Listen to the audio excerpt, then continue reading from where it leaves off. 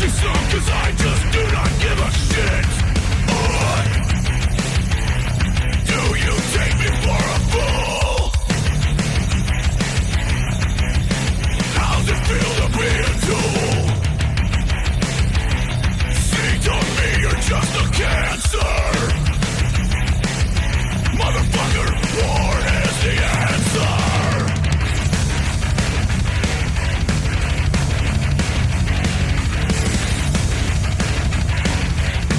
The United States now sponsoring a double proxy war against the Iranians and the Russians. China's eyeing Taiwan, and North Korean weapons were just discovered in Gaza. The State Department has just issued a worldwide travel warning to all countries. When's the last time that's happened? Americans aren't even safe in France. Our enemies are being mobbed by angry Muslims. Our military bases are under attack in Iraq. And we just had to shoot down 2 Iranian-made missiles. How was your week? Well, this right now breaks. Putin is in China meeting with Xi, where they're coordinating Mideast policy. 2 American carrier strike groups are in the Mediterranean. And Biden just tested one of our new nuclear weapons, detonating a massive bomb in Nevada. And we keep catching Middle Easterners sneaking across the secure southern border. Axios reports top officials say this has been the, quote, heaviest, most chilling week since Biden took office.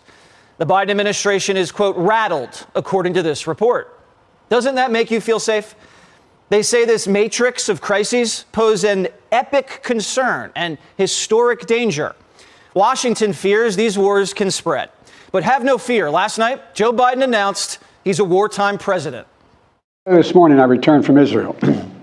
They tell me I'm the first American president to travel there during a war. I boarded a train with blacked out windows for a 10-hour ride each way to Kyiv to stand with the people of Ukraine. I'm told I was the first American to enter a war zone not controlled by the United States military since President Lincoln. We cannot and will not let terrorists like Hamas and tyrants like Putin win.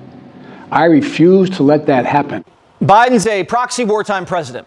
Ignore the fact that his policies got us into these proxy wars. So forget Bidenomics. Biden is running as General Patton. It's an election year. War sells. The Inflation Reduction Act doesn't. Here's proof. Biden's getting slaughtered by Trump in almost every swing state. Georgia, Arizona, Wisconsin, Pennsylvania, North Carolina. Biden loses in a landslide if the election was today. So Biden's pivoting. He's running on guns and butter. Biden's asking Congress for $100 billion. But Biden says, don't worry. The taxpayers are just funding defense contractors. These proxy wars are made in America. Let me start off with 2 words. Made in America. Made in America. And that's not hyperbole. I'm not joking about that, as you know. We send Ukrainian equipment sitting in our stockpiles. And when we use the money allocated by Congress, we use it to replenish our own stores, our own stockpiles with new equipment. Equipment that defends America and is made in America. Patriot missiles for air defense batteries, made in Arizona. Artillery shells manufactured in 12 states across the country, in Pennsylvania, Ohio, Texas, and so much more. You know, just as in World War II, today patriotic American workers are building the arsenal of democracy and serving the cause of freedom. Biden's proxy wars, same thing as his jobs plan. We're building back better an arsenal of democracy. Biden loves democracy everywhere in the world except here. Here he's arresting Trump. Now, if it seems like Biden's funding all sides of these wars, it's because he is. He's sending $6 billion to the Iranians, $100 million to Hamas, $14 billion to Israel, $60 billion to Ukraine, $5 billion to the Saudis, and $2 billion for Taiwan. Biden's like a Vegas bookkeeper because the big guy's getting in on the backside too. The Chinese, the Russians, the Ukrainians are sending his family millions. And it's not like anyone's tracking the money because the Pentagon lost $6 billion in Ukraine. And Biden's State Department is admitting, yeah, Hamas is probably going to get their hands on the aid. The people with guns inside Gaza are Hamas. And so Hamas may try to divert this assistance and keep it from getting to the civilians who it is intended for. We think that's a legitimate concern. Yeah, see, it's the thought that counts. Biden's policies got us into these proxy wars, and now he wants to run as a war hero. All of these invasions happened on his watch. That doesn't make you a war hero. It just means he can't deter anybody.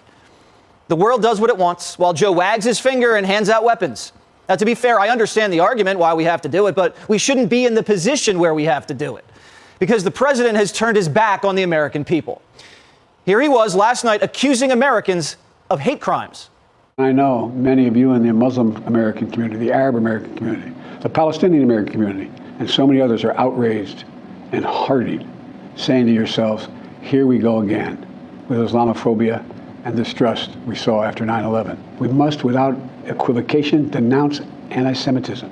We must also, without equivocation, denounce Islamophobia.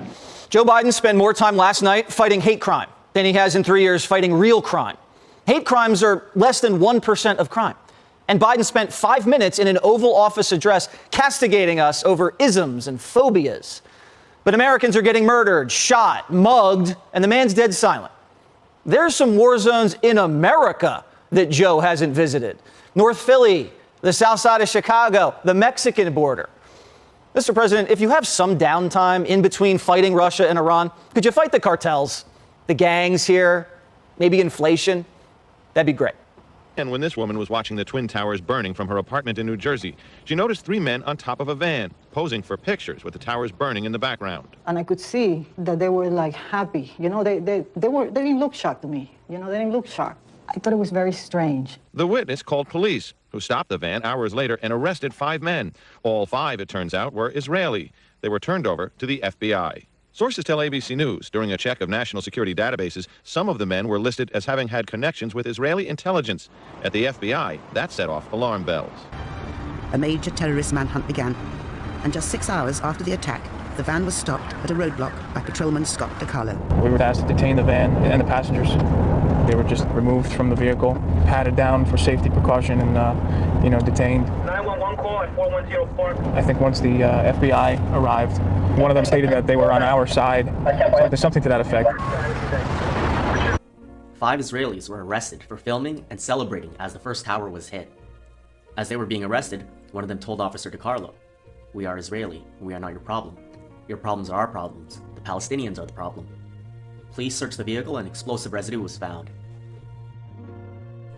The 5 Israelis arrested, Sivan Kurtzberg, Paul Kurtzberg, Yaron Shmuel, Oded Elner, and Omar Marmari were part of a Mossad front company called Urban Moving Systems.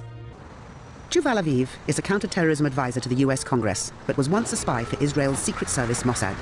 He says Urban Moving was a front company for Israeli intelligence, and that some of its workers were spying illegally in the US. Israel has engaged in intelligence gathering in friendly countries. Some of it is done with permission, and some of it probably has been done without permission in areas that is vital to Israeli interest.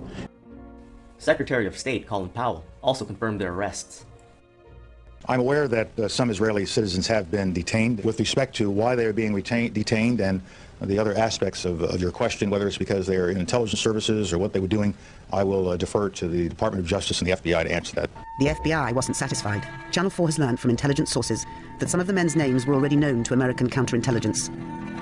Paul Kurtzberg admitted serving in an Israeli army anti-terrorist unit. He refused to take a lie detector test for 10 weeks. I was serving in a special unit in the army, and it's not a big secret or something like that. But there are things that I have to keep to myself as loyal to my country. Some of the Israelis were discovered to be Mossad agents after their names were run through the database. This was confirmed by Vince Canistaro, former Chief of Operations for Counterterrorism, CIA. And at that point, we were taken for another round of questioning, this time related to our allegedly being members of Mossad. The fact of the matter is, we are coming from a country that experiences terror daily. Our purpose was to document the event.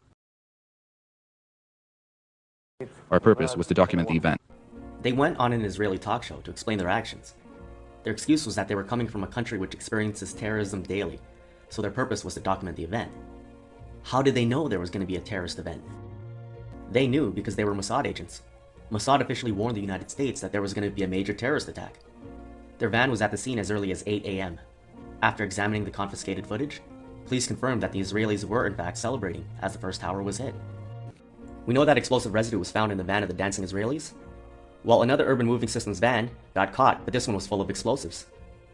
They also tried to blow up the George Washington Bridge.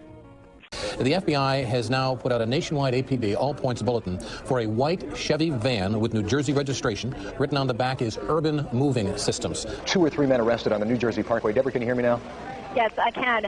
That is the information that I'm getting from two sources, that there was a van either on the New Jersey Turnpike or the Garden State Parkway, and that it was near the George Washington Bridge. There were 2 or 3 men who were in the van. The van was